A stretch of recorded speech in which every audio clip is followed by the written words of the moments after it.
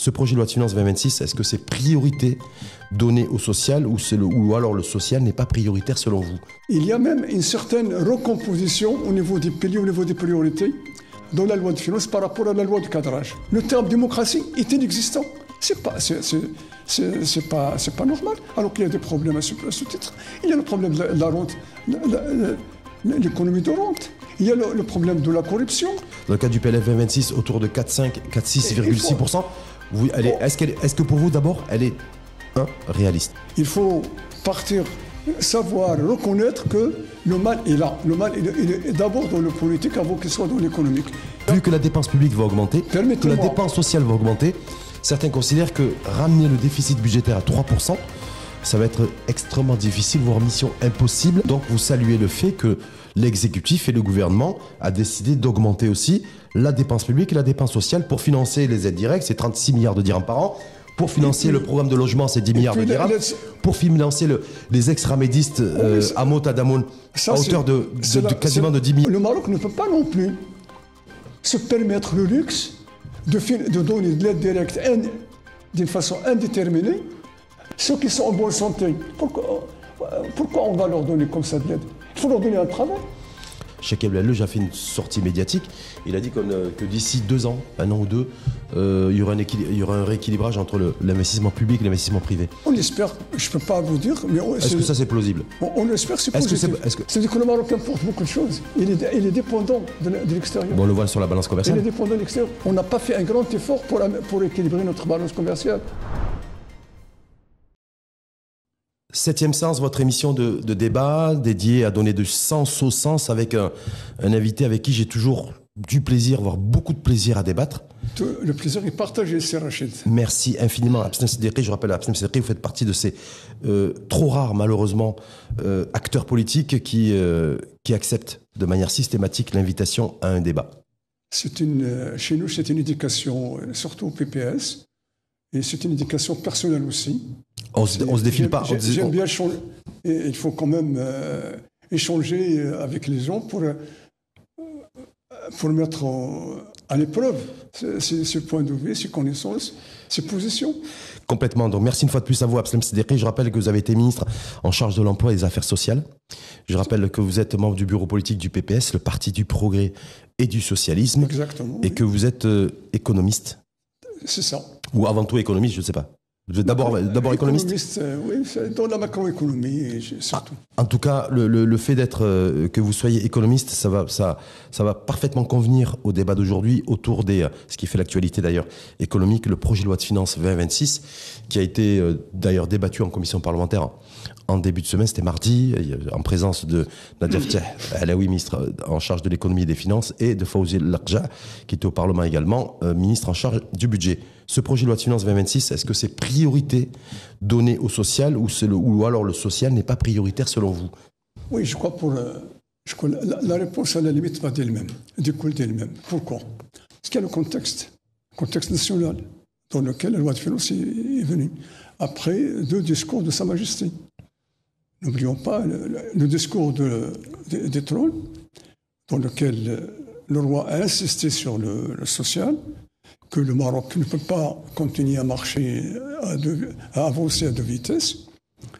Et il a fait, je crois, un constat objectif, mais sévère, mais objectif, sur le retard en matière de développement, en matière d'infrastructure, en matière de besoins sociaux, de secteurs sociaux. Donc, du coup, le gouvernement a réagi entre le 30 juillet dernier Il y a eu également, par la suite, le discours de l'ouverture parlementaire qui est venu suite au mouvement des jeunes. Et je crois que le chef de l'État, le roi qui a la responsabilité de veiller à la cohésion nationale, ne peut pas ne pas réagir. Donc il a réagi, c'est normal que... C'est pour ça que vous trouvez dans tous les documents accompagnant la loi de finances, l'ouverture des documents, c'est la référence à ce 2 discours. C'est important. Donc on a dû, et si vous vous souvenez ainsi, Rachid, il y a même une certaine recomposition au niveau des piliers, au niveau des priorités, dans la loi de finances par rapport à la loi de cadrage. Oui.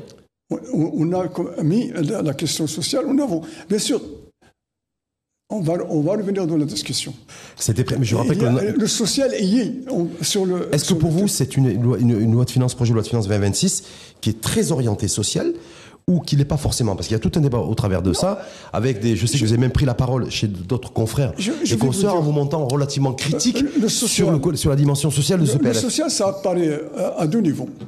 À trois niveaux. Sans rentrer dans les détails des chiffres, les budgets du ministère de la Santé et de la Protection sociale et celui de l'Éducation ont augmenté. C'est un fait. Sensiblement. Fortement. Non, mais les chiffres sont là. Fortement. Fortement, bien. Enfin, fortement. Mais voilà, ça d'une part. D'autre part, on a réservé dans les comptes spéciaux de trésor un fonds spécial dédié au développement territorial intégré. On peut discuter, est-ce que les 5 milliards de dirhams sont suffisants ou pas? C'est notre problème. Donc, reste à savoir maintenant la mise en œuvre. C'est ça le problème. Mais il faut laisser le temps au temps. Là, pour l'instant, le débat, c'est autour des grandes orientations du projet de loi de finances 2026. Et puis, surtout, la mise en œuvre. Ce qui me marque, moi, quand je lis quand j'entends le discours des ministres, je suis les débats même au sein du Parlement, c'est qu'on reste à un niveau trop techniciste. Or, la loi de finances, ce n'est pas uniquement de la technique. C'est d'abord de la politique, c'est d'abord une vision politique. Il y a quand même ce portage politique. L'état de la démocratie, le droit la liberté d'expression dans le pays. Imaginez-vous, c'est Rachid, qu'il faut, sur 140 pages, je crois, la note de présentation, on a eu droit à une phrase qui fait référence à la démocratie. Dans le discours prononcé par la ministre devant le Parlement, le terme démocratie est inexistant. C'est pas normal. Alors qu'il y a des problèmes à ce titre. Il y a le problème de la rente, l'économie de rente. Il y a le problème de la corruption. C'est comme si le chef de gouvernement s'est réuni avec le président de l'instance de lutte. C'est pour cela qu'il faut. Moi, je crois qu'il faut une approche nouvelle des problèmes. Il faut savoir reconnaître que le mal est là. Le mal il est d'abord dans le politique avant qu'il soit dans l'économique. En tout cas, cet exécutif, c'est sa dernière loi de finances, en tout cas son dernier projet de loi de finances, je le rappelle, de sa mandature, de sa législature. Est-ce que vous, Abdeslam Siddiqui, vous dites, voilà, effectivement, ce gouvernement et cet exécutif a tenu compte du discours du 30 octobre 2025 lorsque le souverain a pointé l'accroissement des inégalités spatiales et territoriales et qu'il a rappelé d'ailleurs dans son discours du 10 octobre pour l'ouverture du Parlement. Compte parce que, surtout que les grandes orientations de la loi de finances sont approuvées en Conseil de ministres. C'est ça, en Conseil de ministres. Donc, on en a tenu compte, mais dans la possibilité, dans la limite des moyens disponibles. On ne peut pas chambouler la situation en une seule année. Il faut faire du social, mais sur le long terme. Donc ça demande du temps. Alors, celui qui va vous dire qu'on va changer, on va améliorer la situation de l'éducation en une année, il se trompe. Quand dans la loi de finances, il est prévu quasiment 100 milliards de dirhams pour le ministère, le ministère de l'Éducation. On ne construit pas d'un jour au lendemain.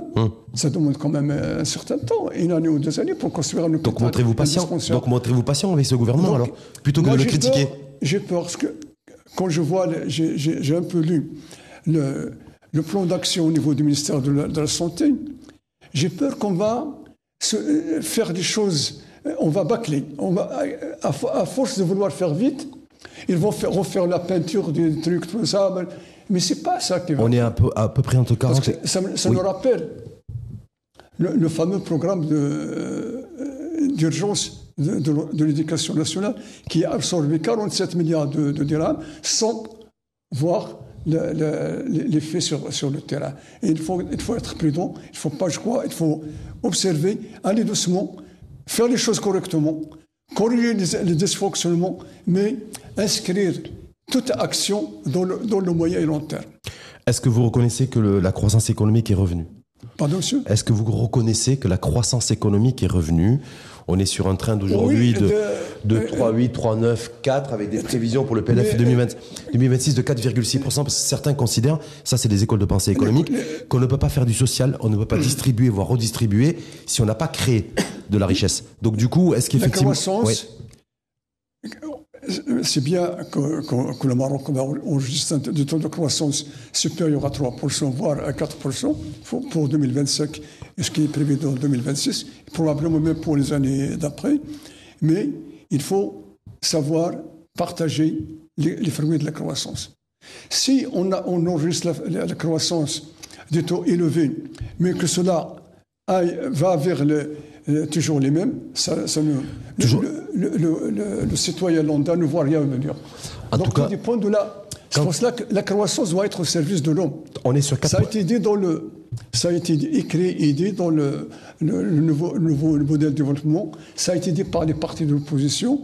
On l'a écrit que l'économie n'a de sens, ça qu'on l'a appris, n'a de sens que lorsque il s'oriente vers la satisfaction des besoins fondamentaux de la population. Donc ça veut dire que même sinon, ça n'a pas de sens. Cette prévision de croissance, de taux de croissance, dans le cadre du PLF 2026, autour de 4,5, 4,6,6%, est-ce que pour vous, d'abord, elle est réaliste? Non, on ne peut que... Non, elle est réaliste. C'est une prévision, donc c'est pour ça que... Non, pour 2025, je crois qu'on va faire plus de 4, parce que déjà, l'année touche à sa fin. Pour le 2026, tout dépend des hypothèses, parce qu'il y a nous sommes dans un monde d'incertitude. Il ne faut pas l'oublier. On ne sait pas ce qui va se passer d'ici là. Bon, il y a des hypothèses sur lesquelles la loi de finances a été bâtie. Moi, je ne critique pas, je ne critique jamais les hypothèses. Pourquoi? Parce que ce sont des hypothèses. Les hypothèses, nécessairement, par définition, elles sont critiquables. Donc, qu'on prévoit le gaz à $500 la tonne, oui. Qu'on prévoit 70 millions de quintaux pour la campagne agricole. Par exemple, qu'on prévoit 70 millions, une récolte de 70 millions de quintaux, ça, je pense que c'est exagéré. Parce que les dernières années, on n'a pas dépassé 50 millions. Je crois le mieux qu'on a fait, c'était 55. En tout cas, ce qui est prévu en termes d'hypothèse hypothétique d'un point de vue économique, c'est un taux de croissance en termes d'horizon 2026 autour de 4,6% avec un déficit budgétaire qui va être ramené à 3%. Alors vous qui êtes économiste, voilà. Parce que certains se disent, vu que la dépense publique va augmenter, que la dépense sociale va augmenter, certains considèrent que ramener le déficit budgétaire à 3%, ça va être extrêmement difficile, voire mission impossible, si on veut arriver à... On est déjà à 3,5% cette année, 2025. Mais permettez-moi, c'est Rachid, de préciser une chose, pour que les gens qui nous suivent le sachent. Dans les rentrées prévues, il y a ce qu'on appelle, un terme un peu savant, les financements innovants. En quoi consistent ces financements 34 milliards de dirhams en 2020. Depuis 2019 jusqu'à 2024, on a collecté, à travers ces financements innovants, 111 milliards de dirhams. Mais c'est quoi au juste? C'est une privatisation déguisée. On vend les actifs de l'État. Généralement... Quand on dit actif, c'est du patrimoine de l'État, on est bien d'accord. Le patrimoine de l'État à des institutions généralement publiques, moyennant le paiement de loyer. À titre d'exemple, on a vendu tous les CHU et l'État paye maintenant les loyers. Mais on ne sait pas combien on paye en termes de loyer. On ne sait pas à quelle valeur on va récupérer ce compte, parce que l'État a la possibilité de récupérer aussi. À quelle valeur on va récupérer? Un tas de choses d'inconnus. Voilà la démocratie. Il y a un problème de transparence budgétaire sérieux. Est-ce qu'on peut reprocher au gouvernement? Donc, si je compte, oui. S'il n'y avait pas ces financements innovants, on a calculé, le déficit budgétaire aurait été au moins entre 6 et 7%. Vous avez déjà, le PPS a déjà été dans un gouvernement où le déficit budgétaire a atteint 6-7%? C'était lors de Covid. Mais à part Covid, non. Lors de Covid, c'était à 7% normal. À ce moment-là, on a connu les pays du monde entier. On a connu un dérapage budgétaire, un déficit budgétaire aussi, en 2009, de lors du gouvernement de Abbas El Fassi, lorsqu'il y a eu à la fois la crise financière et à la fois le printemps arabe. Il y avait aussi, quand il y avait à chaque fois qu'il y a des pressions, c'est normal. Quand on cite l'État. C'est normal que c'est comme une famille. Quand vous êtes en difficulté, vous n'avez rien, vous n'avez pas d'autre choix que de s'endetter. Il ne faut pas s'endetter. Le problème, pour moi, la dette ne pose pas de problème. Quand on s'endette, il faut investir dans des secteurs rentables. Est-ce qu'il faut investir dans le social pour s'endetter? Justement, c'est intéressant parce que je rappelle que la dépense publique va augmenter, que la dépense sociale va augmenter en 2026 par rapport à ce qui est prévu en termes d'hypothèse de le projet de loi de finances 2026.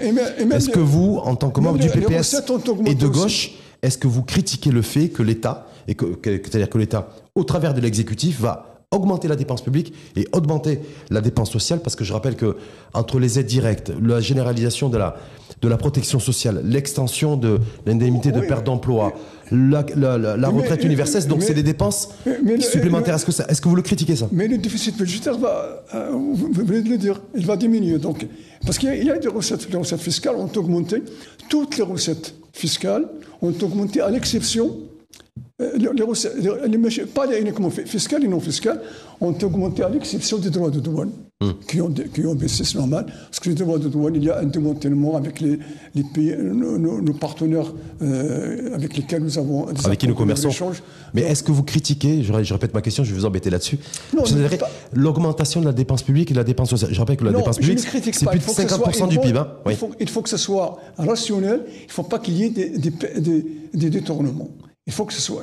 Voilà, mais on ne peut pas critiquer la dépense sociale. Parce que la dépense sociale, il a des retombées aussi sur le pouvoir d'achat. Sur la consommation. Sur la consommation, sur le marché intérieur. Donc, il faut qu'il y ait un équilibre entre dépenses sociales et dépenses productives. Est-ce que cet équilibre, il faut aussi... La dépense sociale, comment vous la voyez, Serge?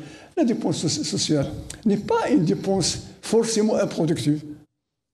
C'est une dépense productive aussi. Donc vous saluez le fait que l'exécutif et le gouvernement a décidé d'augmenter aussi la dépense publique et la dépense sociale pour financer les aides directes, c'est 36 milliards de dirhams par an, pour financer le programme de logement, c'est 10 milliards de dirhams, pour financer les ex-ramédistes à Motadamoun à hauteur de quasiment de 10 milliards de dirhams. C'est la mise en œuvre de la loi cadre sur la généralisation de la protection sociale. Mais le Maroc ne peut pas non plus se permettre le luxe de donner de l'aide directe d'une façon indéterminée à 4 millions de familles. 3,5 millions de ménages, on parle entre 12 et 13 millions de personnes. C'est-à-dire à peu près 15 millions de personnes. Oui. Mais c'est anormal. Parce que à ces gens-là, vous critiquez le fait qu'il y ait les aides directes qui soient attribuées aux personnes vulnérables? Non, je ne critique pas. C'est une mesure qui doit être provisoire. L'idéal, c'est que les Marocains travaillent. Moi, personnellement, je suis pour, bien sûr, ils sont dans le besoin, on leur donne l'aide, mais il faut qu'on travaille pour leur trouver du travail, qu'on fasse l'effort pour leur trouver du travail. Ceux qui sont en bonne santé, pourquoi on va leur donner comme ça de l'aide? Il faut leur donner un travail. C'est assez surprenant de la part d'un homme de gauche d'entendre ça. Un travail, même, il y a des œuvres, un travail à caractère social. Il y a par exemple l'environnement, planter les arbres, nettoyer nos plages, venir aider les personnes. Ça existe. D'ailleurs, c'est pas vous en tant qu'ancien ministre de l'Emploi que veut dire que c'est des dispositifs qui existent au niveau des collectivités territoriales. Mais à terme, moi je suis convaincu, c'est ma conviction personnelle, il faut que les Marocains travaillent parce que seul le travail libère. Celui qui reçoit. Sauf qu'il n'y a pas suffisamment de travail pour tout le monde. Et ça, vous êtes mieux placé que moi pour le savoir. Il n'y a pas suffisamment de travail pour tout le monde. Il nous faut une économie créative d'emploi, création d'emploi. Quand on crée, on détruit. Quand on crée, on détruit. Pendant longtemps, on a négligé la petite et moyenne entreprise, qui est la source de création d'emplois. Ce n'est pas les grosses entreprises, ce n'est pas l'infrastructure. les grands chantiers, les méga projets, c'est bien, mais ils ne créent pas suffisamment d'emplois. Justement, sur l'emploi, vous qui êtes, je rappelle une fois de plus, vous avez été en charge du département ministériel et du portefeuille de l'emploi et également des affaires sociales. Est-ce que l'instrument fiscal peut être, parce que là, il y a une nouvelle feuille de route sur l'emploi que Younes Khoury a présentée il y a quelques mois. Elle est dotée de un peu plus de 11 milliards de dirhams, dont une grosse partie ventilée au niveau de la charte de l'investissement, c'est-à-dire encourager l'investissement via la fiscalité. Est-ce que vous, aujourd'hui, vous qui avez une parfaite connaissance de tout l'appareillage au niveau économique, financier et fiscal, le fait aujourd'hui de dire, voilà, on va mettre de l'argent public pour soutenir l'emploi, mais par l'investissement. Parce que c'est ça qui est prévu. C'est ça qui est prévu. Est-ce que là, vous dites, vous félicitez, vous saluez la démarche de l'exécutif, ou alors, dans votre fauteuil, vous êtes aussi, vous la critiquez? C'est venu très en retard. Parce que l'application de la nouvelle charte d'investissement, on l'a appliquée rapidement sur le champ pour les grands investisseurs, pour les investisseurs étrangers, pour ceux qui passent dont les dossiers sont au travers de conventions d'investissement. Mais pour la petite et moyenne entreprise, ils ont dû attendre plus de 2 années. Et maintenant que le décret est sorti il y a quelques mois, on attend toujours les textes d'application. C'est pas encore pris. C'est ça. Et ben, c'est mais ça. est-ce que, parce que je sais que vous êtes honnête intellectuellement, pourquoi le PPS? Pourquoi les partis d'opposition, j'ai dit le PPS, les partis d'opposition, et vous représentez ce parti qui est plus que respectable, n'a jamais été critique à l'égard du secteur privé? Parce que quand on regarde aujourd'hui la dynamique en matière d'investissement, on le voit d'ailleurs dans le cadre du projet de loi de finances 2026, c'est un effort budgétaire de plus consenti par l'État, consenti par le gouvernement, qui a annoncé 380 milliards de dirhams de mobilisés en matière d'investissement public. Quand on voit ce qu'investit l'État et ce qu'investit le privé, d'ailleurs, rappelez-vous, c'était le discours d'octobre 2021, lorsque le souverain avait demandé d'inverser le ratio 2 tiers, 1 tiers. On ne bouge pas, et je n'ai jamais vu un parti de gauche s'en prendre, interpeller directement le secteur privé, qui reste aujourd'hui dans une situation de confort. Mais on interpelle quoi? Plutôt que le fait qu'il n'y a encore toujours pas les textes d'application pour les ETI. Si, c'est Rachid. Oui. Quand on critique l'économie de rente, on interpelle les entrepreneurs, on interpelle l'État et l'administration. C'est pour que l'égalité des chances, ouvrir les possibilités, faciliter. On parle de faciliter on a réduit la paperasserie, les formalités administratives, mais ce n'est pas suffisant. Ce n'est pas suffisant. Et pour la démocratie en termes de la commande publique, des marchés publics, malheureusement, pourquoi? C'est faussé par le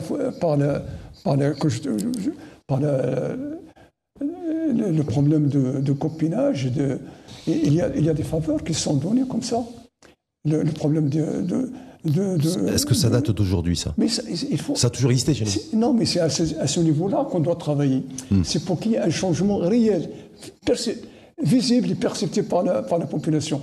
Sinon, avec les chiffres comme ça, on écrit des chiffres de la loi de finances, et la situation reste plus ou moins telle qu'elle est. Les gens ne croient plus à rien. C'est ça. Vous avez bien dit, voilà, actuellement, c'est l'effort est fait pratiquement essentiellement par l'investissement public. Et encore plus, on le voit encore plus pour 2026, et a priori, ça va se poursuivre jusqu'en 2030. On s'est fixé comme objectif d'inverser le rapport. Oui. Parce qu'au lieu que ce soit 1 tiers, 2 tiers, on va passer à ce que le privé investisse les 2 tiers et l'État 1 tiers. Mais on en est loin. C'est-à-dire qu'aujourd'hui, vous avez vu, je ne sais pas si vous avez vu comme moi, chez nos confrères de Média 24, Cheikh Eblel a fait une sortie médiatique. Il a dit que d'ici 2 ans, 1 an ou 2, il y aura un rééquilibrage entre l'investissement public et l'investissement privé. On l'espère, je ne peux pas vous dire, mais... Est-ce que ça, c'est plausible? On l'espère, c'est positif. Est-ce que certains considèrent que ces missions... C'est positif. Certains considèrent que ces missions sont possibles. Pourquoi? Oui.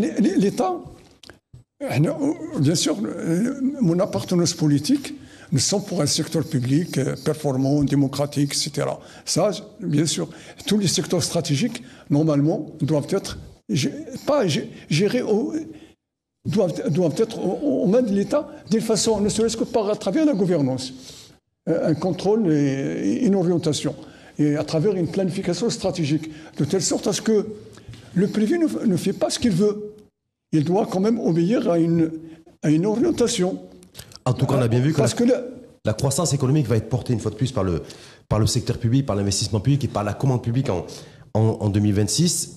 Le budget de l'État va continuer à reposer essentiellement sur les recettes fiscales, puisqu'on va encore continuer à avoir un investissement public qui n'est pas suffisamment rentable. Il y a quand même le recours aux emprunts. Oui. Les emprunts, ça fait 138 milliards de dirhams. Effectivement. On annonce cette somme entre 136 et 138 milliards de dirhams d'emprunt en 2026. Le service de la dette, l'amortissement de la dette plus les intérêts, ça fait quelque chose comme 120 milliards. De tous les cas, je fais le calcul. Si je retranche ce qu'on va rembourser de ce qu'on va recevoir, il nous restera au net 15 milliards de dirhams. Donc, ce qu'est en train de dire Abdeslam, 15 milliards de dirhams. Ce qu'est en train de dire Abdeslam Siddiqui, donc ce qui est prévu dans le PLF 2026, c'est que l'État, c'est que nous revenions sur les marchés, si vous permettez, que nous revenions sur les marchés internationaux pour emprunter à hauteur de entre 135 et 138 milliards de dirhams, et en même temps, les charges afférentes à tout ce que nous avons emprunté jusqu'à présent, en termes de remboursement, on appelle ça le SDR, le service de la dette. Vous dites, on va être, ce qu'on va emprunter, ça risque de servir à rembourser ce qu'on doit. Absolument. Il nous restera 15 milliards. Et Dieu merci, il faut dire, pour essayer de marquer les choses positives, nous, on n'a pas honte. Au contraire, on aurait aimé dire que tout est positif, mais il faut être réaliste. La situation de nos finances s'améliore relativement, parce qu'on n'a pas de déficit en termes des opérations courantes. Au niveau de la balance courante, les recettes courantes, c'est ça, ce qu'on appelle le déficit courant. Le déficit courant, il est positif, il n'est pas négatif.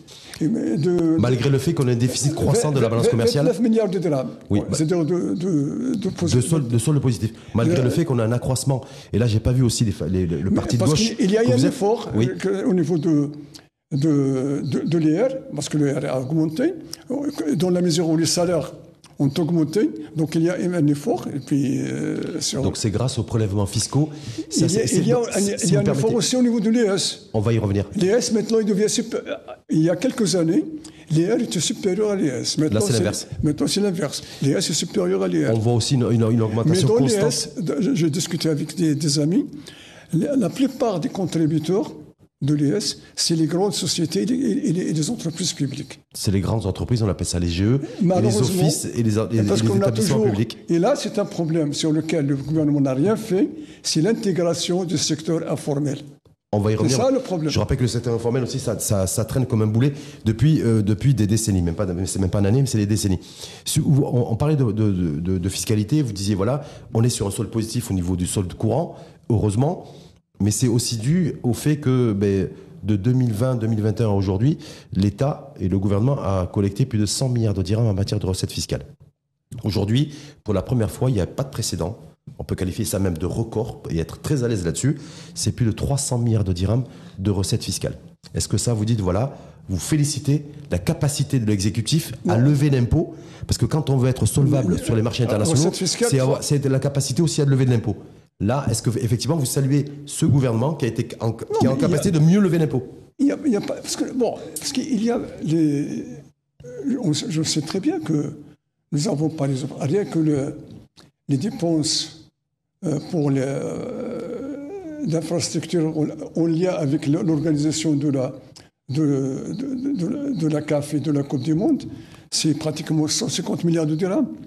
Bien sûr, mais ce n'est pas uniquement pris par le budget, c'est pris par les entreprises publiques.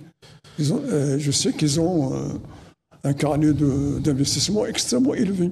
Mais il y a aussi l'effort de l'État, parce que les entreprises publiques, quand elles n'ont pas suffisamment d'argent, c'est l'État qui paye, c'est l'État qui donne des subventions. Mais l'État qui arrive aujourd'hui à prélever en matière de recettes fiscales plus de 30 milliards de dollars, c'est-à-dire plus de 300 milliards de dirhams. Est-ce que vous, Abdeslam Siddiqui, vous dites, voilà, vous félicitez, vous saluez le fait que Fawzi Larja et l'ensemble de l'exécutif ont été en capacité d'arriver à ce plafond de verre des 300 milliards de dirhams? Parce qu'il faut que ça soit fait sur une base d'un système fiscal juste et où les gens contribuent en fonction de leurs moyens. Ce n'est pas le cas. Ce n'est pas le cas, malheureusement. Pourquoi ce n'est pas le cas? Les classes moyennes, elles sont surimposées. Les sociétés, les petites entreprises, les moyennes entreprises, elles sont également surimposées. Imaginez-vous, parce que l'année dernière, quand on a fait la révision, plutôt la réforme de l'impôt sur les revenus, qu'est-ce qu'on a fait? Les entreprises qui étaient imposées à 30%, on a baissé à 20%.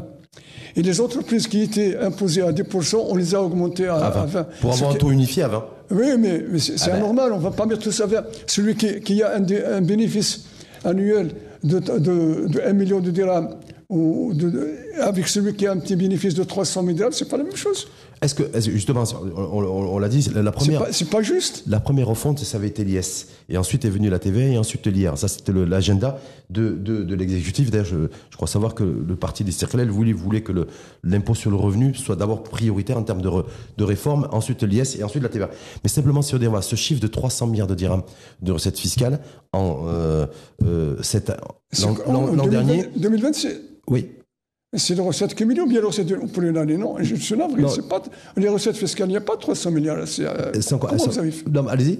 Elles sont combien les recettes fiscales? Ce qui est annoncé par Fawzi Larja sur le budget, vous remettez en doute ce qu'avance Fawzi Larja? Il y a aussi la TVA. Oui, mais ça en fait partie. Et la TVA, c'est la plus grosse part d'ailleurs des recettes fiscales. Chauffe. Ouais. Pardon. Allez-y. Pour la TVA, justement. La TVA, c'est 80 milliards de dirhams. La TVA, il n'y a que la TVA à l'importation. Ça veut dire quoi? Ça veut dire que le Maroc importe beaucoup de choses. Il est dépendant de l'extérieur. Bon, on le voit sur la balance commerciale. Il est dépendant de l'extérieur. On n'a pas fait un grand effort pour équilibrer notre balance commerciale. Donc, c'est les 80 milliards de dirhams, ils sont payés. C'est ça, ce n'est pas injuste. Quand vous avez des ressources qui s'appuient sur la TVA, c'est vraiment... La TVA, c'est l'impôt le plus injuste qui soit. Parce que vous avez 40 milliards quelque chose au niveau du marché local et 80 milliards à l'extérieur. Vous avez le cas du commerce extérieur, de l'échange extérieur. C'est injuste. Parfois, des produits de consommation courante, ils sont soumis à la TVA de 14%. En tout cas, on a vu l'an dernier, solde négatif et déficit record de la balance commerciale. Mais... Les chiffres en eux-mêmes, Rachid, il faut faire attention. Moi, je vous parle en tant qu'économiste. Oui, bien sûr. Les chiffres en eux-mêmes sont bien, mais parfois ils sont trompeurs. Quand vous allez pas les mettre en Europe de mal à 300 milliards. Mais je dis, d'où viennent ces 300 milliards? On voit que le tiers, même plus de tiers, vient de la TVA. Oui, vous savez très bien. C'est quasiment 40% des recettes fiscales. Qu'un budget, un système fiscal, il est juste lorsqu'il est d'abord basé sur des impôts directs, pas indirects. Tous les impôts indirects sont injustes. En tout cas, la TVA, effectivement, c'est entre 120 et 125 milliards de dirhams par an. Et les recettes fiscales, en tout cas globales, qui ont été collectées par l'exécutif, par l'État, ce chiffre à 300 milliards de dirhams, avec un accroissement. C'est comme la TIC. La taxe intérieure de consommation, c'est tout le monde la paye, notamment sur les hydrocarbures. Et vous savez très bien que quand on paye le prix à la pompe, c'est le pauvre et le riche payent fait la même chose. Avec 40% de taxes sur chaque fois par litre de carburant. Sur un autre aspect aussi. Ce sont les pauvres qui en pâtissent. Sur la caisse de compensation. Les classes moyennes. Justement, pour revenir sur la thématique du débat, projet de loi de finances 2026, priorité au social ou social pas prioritaire, sur le démantèlement progressif de la caisse de compensation, lorsque le PPS était d'ailleurs aux responsabilités, le gouvernement Ben Kiran 1, on avait un solde déficit budgétaire. Le processus a été enclenché en 2015, d'accord, oui. Sous le gouvernement, avec le gouvernement Ben Kiran. Complètement. Mais il fallait, bien sûr, on démantèle, on libère, mais il faut le faire d'abord prudemment, progressivement, en mettant en place des garde-fous. Des garde-fous, c'était justement, à l'époque, on avait avancé l'aide sociale. Ça a été refusé par certains. Maintenant, par certains, c'est par le RNI à l'époque. Pourquoi vous ne le dites pas? C'est pas la peine de... Je me trompe ou pas? Absolument. Je me trompe pas? C'est ça. Voilà, donc c'est-à-dire je le dis à votre place. Ils se sont vraiment... C'est juste pour les auditrices et auditeurs et les internautes qui se fassent une idée précise de qui sous-entend... Pour un calcul juste, parce que les gens n'ont pas la... la vision. Il croyait que c'est pas si on instaure l'aide sociale indirecte, le PJD va gagner les élections. Le PJD les a gagnés sans cela. Sans les aides directes. Absolument. Mais bon, donc il faut travailler avec les gens. C'est juste pourquoi, en guise de conclusion, absolument, parce que je pourrais essayer dans la dynamique sociale, ou pas d'ailleurs, du projet de loi de finances 2026, sur le fait que ce gouvernement a prévu, dans le cadre du projet de loi de finances 2026, 14 milliards de dirhams de budget pour la caisse de compensation. Je rappelle qu'en 2025, c'était 16,5. Et donc on voit que c'est en décroissance d'une année sur l'autre. C'est la moyenne parce qu'on subventionne 3 produits, le gaz méthane, parce qu'avec tout en réduisant au fur et à mesure. Chaque fois, certainement, si vous achetez votre bonbonne de gaz, chaque fois vous ajoutez 2 dirhams. Et il y a la farine de blé, la farine nationale, et je crois le sucre. Oui. Voilà, donc est-ce que pour vous c'est une bonne nouvelle de voir le budget de la caisse de compensation baisser? Non, c'est pas comme ça qu'on. Il n'y a aucune différence entre ça baisse ou ça. Il faut voir l'orientation générale. Si on procède, par exemple, on augmente le pouvoir d'achat, on réduit le chômage. On donne du travail à ces millions qui attendent chaque mois les 500 dirhams d'aide sociale. À ce moment-là, on peut aller vers la libéralisation de l'économie. Mais quand vous avez un taux de pauvreté encore élevé, un taux de vulnérabilité. Il a baissé le taux de pauvreté, c'est le taux de précarité qui lui a augmenté. Il a baissé, mais nous avons la vulnérabilité qui est aussi. La précarité qui a augmenté. Voilà. Et ça peut. Donc, d'un côté, l'État qui dépense 35 milliards de dirhams par an pour financer les aides directes auprès de 3,5 millions de ménages, entre 12 et 13 millions de personnes. Le fait que le budget de la caisse de compensation lui ait baissé et qu'il a été ramené à 14 milliards de dirhams, est-ce que pour vous, vous dites, voilà, on est sur la bonne voie, le bon cap et le bon horizon pour faire en sorte mettre en place une vraie politique sociale? Pour moi, moi je ne me fie pas aux chiffres. Pour moi, j'analyse, quand la situation s'améliore, le pouvoir d'achat de la population, quand il y a plus de confiance dans les institutions, il faut que les Marocains aient confiance dans le gouvernement. Ce n'est pas le cas actuellement. Ça s'est amélioré de quelques unités, mais là, c'est toujours, il y a une certaine méfiance, parce que les gens souffrent encore. Nous avons des disparités. Ils sont apparentes à vue d'œil. On n'a même pas besoin de voir les statistiques. C'est de vous passer d'un quartier à un autre, vous avez des disparités. Dernière question. C'est les statistiques. Comme le disait Churchill, il a dit que les statistiques sont toujours fausses. Ils ne sont justes que lorsque c'est moi qui les ai falsifiées. Ça, c'était Winston Churchill. Oui, exactement. Ancien Premier ministre britannique. Oui. Donc, moi, de mon point de vue, nous avons encore des vulnérabilités au niveau de notre système fiscal, au niveau de notre budget. Ce n'est pas autonome. Il y a quand même le recours au marché, à l'endettement. Le recours à l'endettement, ce n'est pas ça qui fait c'est l'utilisation qu'on en fait. Et on dit que la dette actuellement, la dette de trésor, c'est 65,5% du PIB. Mais si on y ajoute la dette qui est contractée par les établissements et les offices publics, on est à 92% du PIB. Ça va jusqu'à 80%. Donc, il faut rajouter la dette privée dessus ou pas? Parce que certains pays, quand ils calculent la dette, ils calculent la dette publique globale, mais ils incluent aussi la dette privée qui est en croissance chez nous. Mais généralement, on ne parle que de la dette de trésor, pas de la dette publique. C'est important. Et puis, notre pays n'a pas beaucoup de ressources. Les ressources sont limitées. Les ressources, bon, heureusement, nous avons les phosphates. Les phosphates, le prix actuellement, il est en baisse, sauf c'est-à-dire le brut, il baisse, mais les phosphates transformés, c'est bon. Et nous exportons les voitures. Les voitures actuellement, on va rentrer dans une nouvelle. Il y a un enjeu de transition au niveau de l'industrie automobile. Il faut se préparer. Donc, globalement, les ressources sont limitées. Est-ce que globalement, on doit faire une bonne gestion. Et quand vous avez des ressources limitées, la pauvreté apparaît facilement. Dernière petite question, est-ce que cet exécutif et ce gouvernement, dans le cadre de sa dernière loi de finances, est-ce qu'il aurait pu faire mieux? Une fois. Est-ce qu'il aurait pu faire mieux? Certainement. Certainement, le gouvernement a... Certes, peut-être il va présenter sur le taux de croissance, et, à la limite, il se rapproche de l'objectif qui s'est fixé, 4%, mais sur les autres aspects, il n'a réalisé aucun. Sur la généralisation de la couverture sociale, on est en retard, cher ami. Il y avait 4 aspects de la réalisation de la couverture sociale. Il y avait l'amont, les allocations familiales, l'indemnité pour perte d'emploi et l'élargissement de la retraite.